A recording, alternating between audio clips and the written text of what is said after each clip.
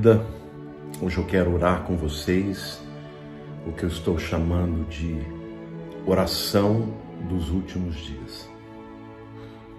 Eu não sei se você tem reparado, mas nós estamos vivendo condições muito parecidas com aquilo que a Bíblia diz que aconteceria nos últimos dias.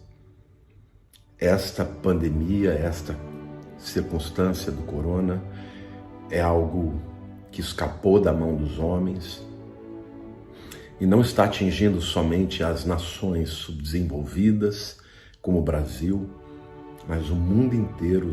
As pessoas estão desesperadas, não conhecem a solução.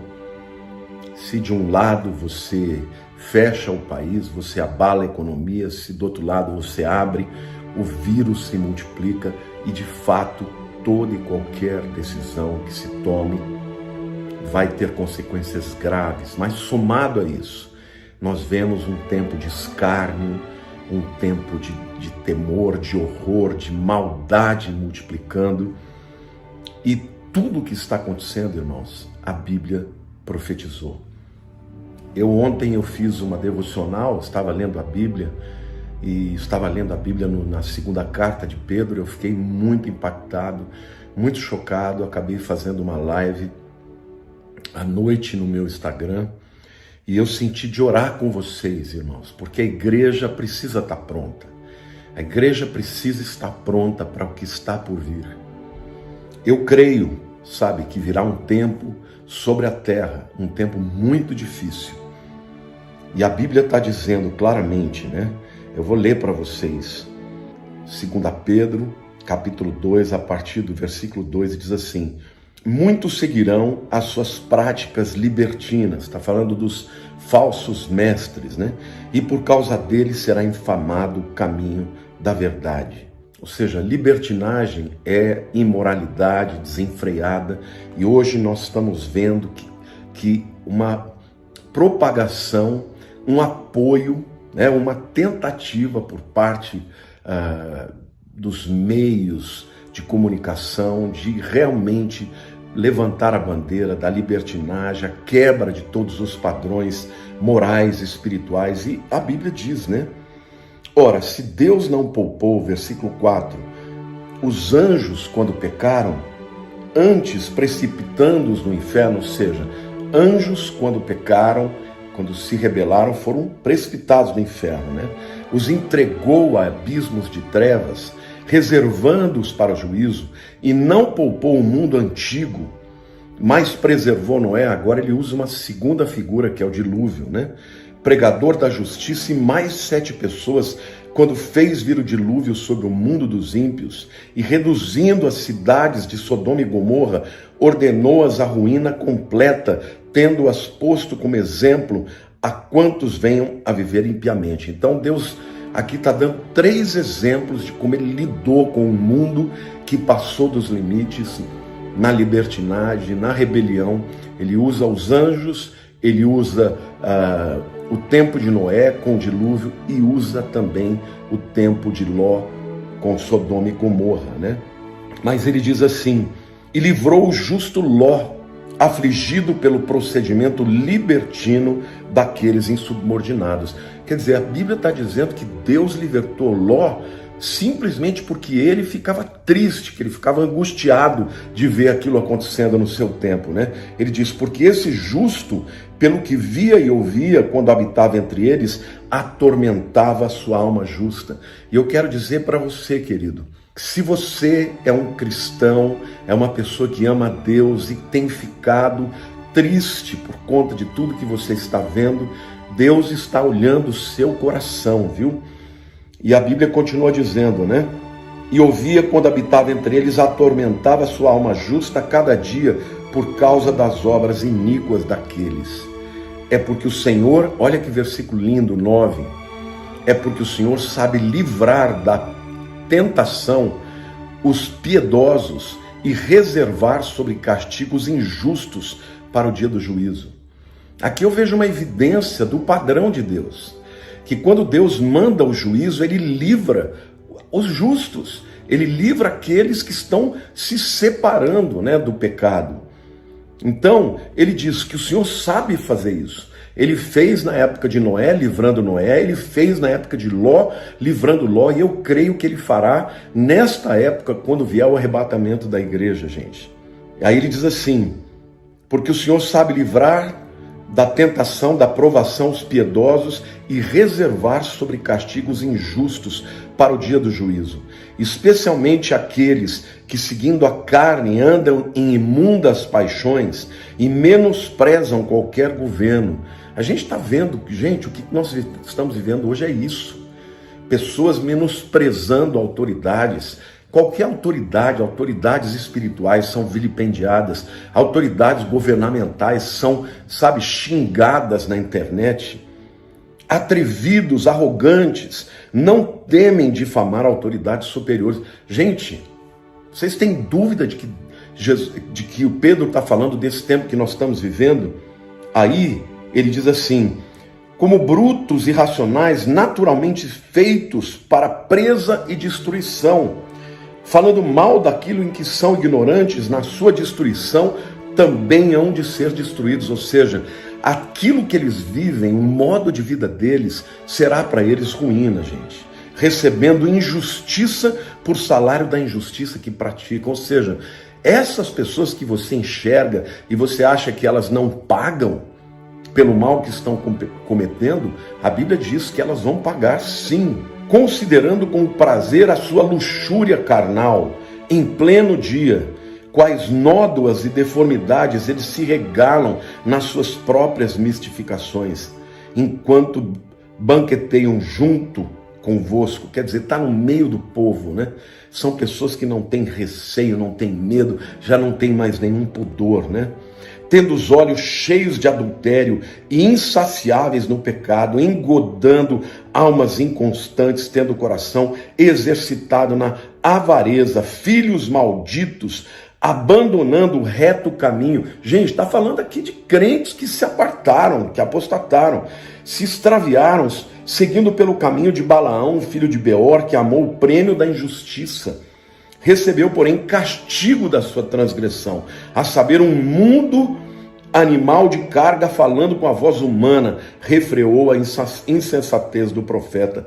Aqui Deus está dizendo assim, que até os animais têm mais sabedoria do que estas pessoas. E, gente, Pedro vai falando sobre isso, sobre o tempo, os últimos tempos, e quais as características desse tempo, são exatamente as características do tempo que nós vivemos. E no capítulo 3, antes de orar, gente, eu quero ler com você, quando ele diz assim, tendo em conta, o versículo 3, tá? 2 Pedro 3:3, tendo em conta, antes de tudo, que nos últimos dias virão escarnecedores com seus escárnios, andando segundo as suas próprias paixões e dizendo, onde está a promessa da sua vinda? Quer dizer, Jesus vai voltar coisa nenhuma, onde é que está a promessa da vinda? Porque desde que os pais morreram, dormiram, todas as coisas permanecem como desde o princípio da criação. Porque deliberadamente esquecem que de longo tempo houve céus, bem como terra, a qual surgiu da água e através da água pela palavra de Deus, pela qual veio a perecer o mundo daquele tempo afogado em água. O que Pedro está dizendo? Que essas pessoas percebem que Jesus está tardando, né? Está demorando para vir e começam a zombar, a escarnecer. Você já deve ter tido alguém que riu de você porque você crê que Jesus vai voltar. Os últimos dias serão marcados por pessoas que vão dar risada daqueles que creem e esperam a volta de Jesus. Então, gente, agora a minha palavra e a minha oração, nós vamos orar juntos aqui. Eu quero dizer para você, nós somos salvos pela graça, meus irmãos. Nós não temos que merecer a salvação, mas uma vez que nós somos salvos, o Espírito Santo habita dentro de nós. E quando o Espírito Santo habita dentro de nós, quando nós cometemos pecados, e nós somos pecadores, nós ficamos tristes. Muita gente me pergunta, pastor, eu pequei, eu estou com medo de perder a salvação. Eu quero te dizer que se você tem esse temor ainda, é porque o Espírito Santo está dentro de você. Mas nós precisamos entender que nós estamos vivendo dias difíceis. Então esta oração é a oração dos últimos dias, e eu quero fazer uma oração com vocês de arrependimento, pedindo a Deus perdão pelos nossos pecados, pedindo a Deus que Deus ilumine os nossos olhos, que nós enxerguemos o que está acontecendo ao nosso redor e que a gente possa elevar os nossos olhos para os céus e clamar a Deus pela vinda do seu Filho Jesus.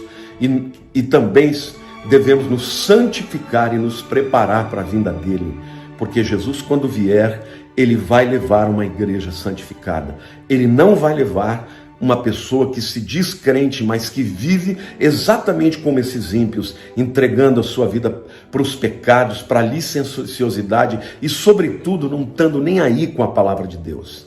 Então vamos orar. Senhor Deus, em primeiro lugar, Senhor, eu quero orar junto com os meus irmãos e queremos, ó Deus, nos aproximar de Ti, pedir perdão, Senhor, pedir perdão porque vivemos numa sociedade que está se entregando ao pecado, que está cada vez mais, ó Deus, parecida com a sociedade do tempo da Tua volta, Senhor, da Tua vinda.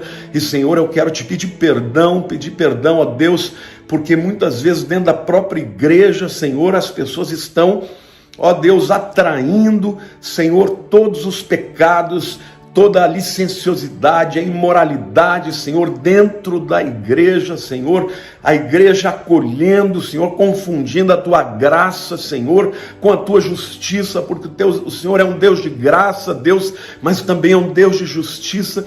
Senhor, então eu te peço, Senhor, tem misericórdia, Espírito Santo, fala conosco, dá um espírito de temor ao Senhor, temor à Tua palavra, Senhor, quando nós pecamos, ó Deus, que o Teu Espírito fale conosco, Senhor, que nós possamos ter um arrependimento genuíno, meu Deus. Eu te peço agora, Espírito Santo, nós estamos orando juntos, Senhor, nós jamais poderemos merecer a salvação, Senhor, eu sei que nós jamais seremos salvos porque merecemos a salvação, Pai, mas o Senhor olhou para o coração de Davi, viu arrependimento em Davi, por isso o Senhor amou o coração dele, mas o Senhor rejeitou a Saul, porque ele, Senhor, ao invés de se arrepender, ele justificava os seus pecados, relativizava, Senhor, ele não estava preocupado com a Tua vontade, mas, ó Deus, com a sua reputação. Então nós estamos aqui rasgando os nossos corações e dizendo, Senhor, prepara a Tua igreja, Senhor,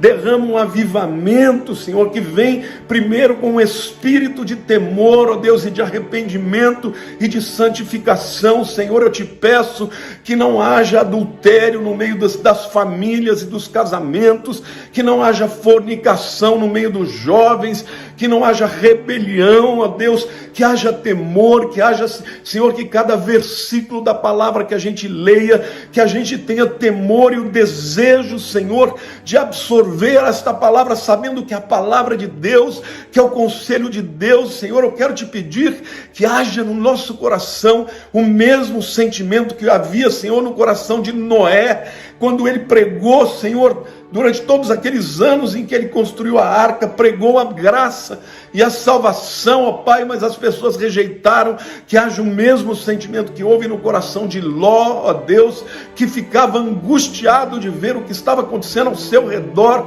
Eu te peço, Senhor, que venha sobre a minha vida, sobre a vida dos meus irmãos, esse espírito de temor, esse espírito de arrependimento, porque, Senhor, toda vez que o Senhor vem, o Senhor espera que o seu povo mude de mentalidade, mude de visão. Pai, João Batista clamava: arrependei-vos, pois está próximo o reino de Deus. Senhor, eu estou agora como um João Batista, também dizendo para o teu povo, para a tua igreja: arrependei-vos, pois está próximo o reino de Deus. Senhor, em nome de Jesus, eu te peço, Senhor, eu te peço que haja, Senhor, no coração de cada um de nós, a começar por mim, Senhor, o desejo, como crianças recém-nascidas desejam um verdadeiro alimento espiritual, Senhor, que haja um desejo genuíno no nosso coração, ó Pai, de buscar a Tua palavra e considerá-la como lei, como a Tua vontade, Senhor, como a verdade. Tira de nós, ó Deus, toda rebeldia, Senhor. Tem misericórdia, Senhor, tem misericórdia. Nós oramos, Pai. Espírito Santo, ouve a oração, ouve o clamor do teu povo, Senhor. Senhor, tem pastores orando, igrejas orando no Brasil inteiro. Então, nós te pedimos, tem misericórdia. O Senhor diz aqui na tua palavra que o Senhor sabe proteger aqueles que andam de acordo com a tua palavra. Então, protege-nos, Senhor. Protege-nos debaixo do sangue do Cordeiro.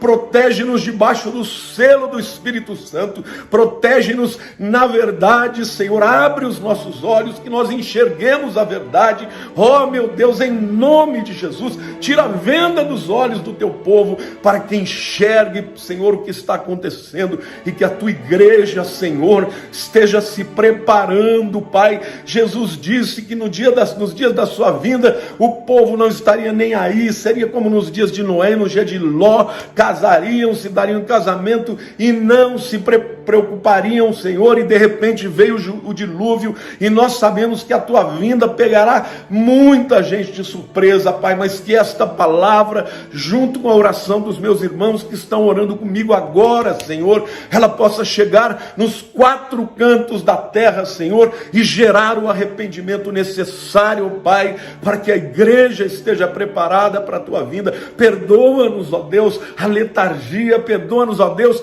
quando estamos correndo atrás somente daquilo que é perecível, daquilo que não é eterno, Senhor. Ó Pai, eu oro, Senhor, e te agradeço pela oportunidade que o Senhor me dá de compartilhar com meus irmãos esta palavra, e te peço, Senhor, que haja eco no coração deles, para a honra e glória do teu nome em Cristo Jesus. Amém. Meus queridos, Deus abençoe a todos vocês. Esta é uma palavra de grande alerta. Eu quero pedir a todos vocês, compartilhem esta palavra, para que ela chegue, para que a igreja abra os olhos e acorde do seu sono letárgico, e acorde do seu sono, sabe, de estar adormecido em tranquilidade em tempos tão difíceis. É tempo de preparação, é tempo de olharmos para dentro de nós, e é tempo de arrependimento. Deus abençoe a todos vocês. Um beijo no coração. Fiquem com Deus.